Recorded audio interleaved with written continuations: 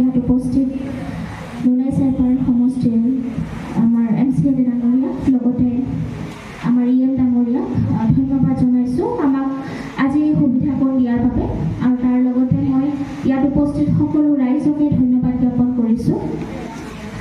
ছাৰে যিখিনি ক'লে অকণমান বঢ়াই কৈছে বাৰু, ইমানখিনি নহয়।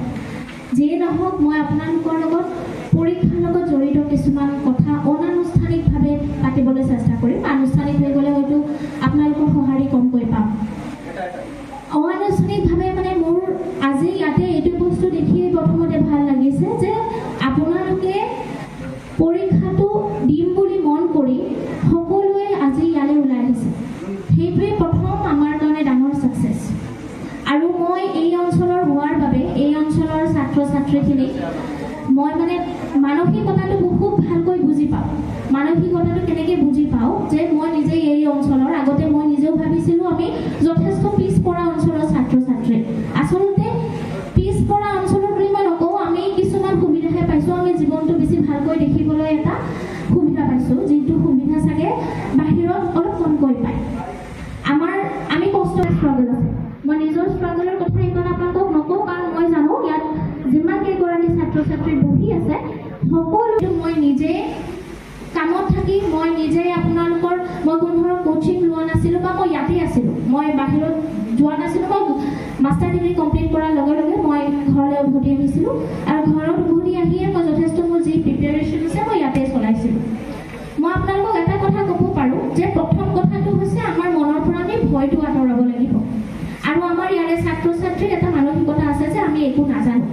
মই ছাবজেক্ট ৱাইজ বস্তুটো ষ্টাৰ্ট কৰিছোঁ। প্ৰথমতে হৈছে ইংৰাজী ছাবজেক্টক লৈ আমাৰ ইয়াতে সকলোৰে এটা ভয় থাকে যে ইংৰাজীত আমি অলপ কেঁচা বা ইংৰাজী আমি অলপ টান পাওঁ।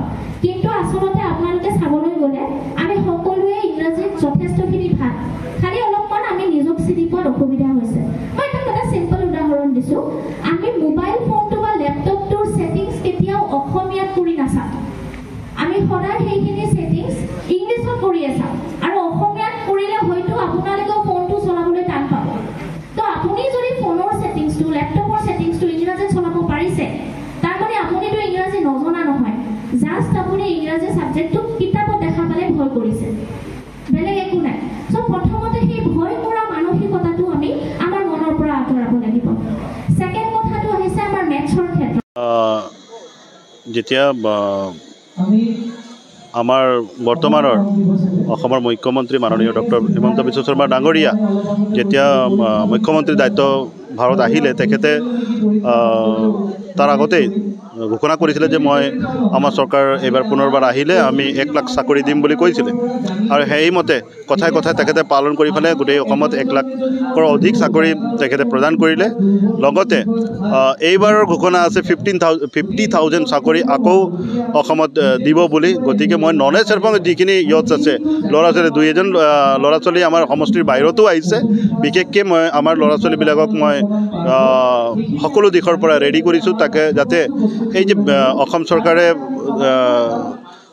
চৰকাৰৰ দ্বাৰা হ'বলগীয়া যি চাকৰি বা আমাৰ BTR গভৰ্ণমেণ্টৰ পৰা ফৰেষ্টৰ হওক বা বিভিন্ন ডিপাৰ্টমেণ্টৰ পৰা যিখিনি হ'বলগীয়া চাকৰিৰ ক্ষেত্ৰত আমাৰ ল'ৰা ছোৱালী যাতে পিছ পৰি নাযায়, তেখেতসকলেও সকলো দিশত ফেৰ মাৰি ফালে চাকৰিটো কাঢ়ি আনিব পাৰে, তাৰ কাৰণে তেখেতসকলক মানে আমি ৰেডি কৰিব বিচাৰিছোঁ সকলো দিশৰ পৰা। গতিকে প্ৰজ্ঞান ক্লাছেছ বুলি এটা ইনষ্টিটিউট আছে আমাৰ টংলাত আছে, তেখেতসকলৰ লগত কথা পাতি ফালে মান্থলি আমি কিবা এটা ফিজ নিৰ্ধাৰণ কৰিছোঁ তেখেতসকলক দি ফালে।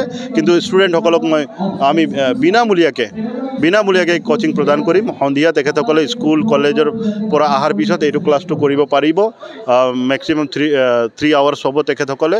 আৰু আমি ল'ৰা ছোৱালীৰ যাতায়াতৰ ক্ষেত্ৰত অসুবিধা হ'ব বুলি আমি 2টা চেণ্টাৰ খুলি দিছোঁ। মোৰ সমষ্টিত ইতিমধ্যে বেলতলাত এটা চেণ্টাৰ হ'ব, সেইটো পাৰ্টৰ কাৰণে, আৰু এইটো পাৰ্টৰ কাৰণে বামুণজুলি মিডল প্লেচ হয়, ইয়াতে এটা চেণ্টাৰ আমি আৰম্ভ কৰিম। গতিকে এই 2টা চেণ্টাৰ আমি কালিৰ পৰাই আৰম্ভ হৈ যাব। আমি এইখিনিয়ে সুবিধা কৰিব পাৰিছোঁ।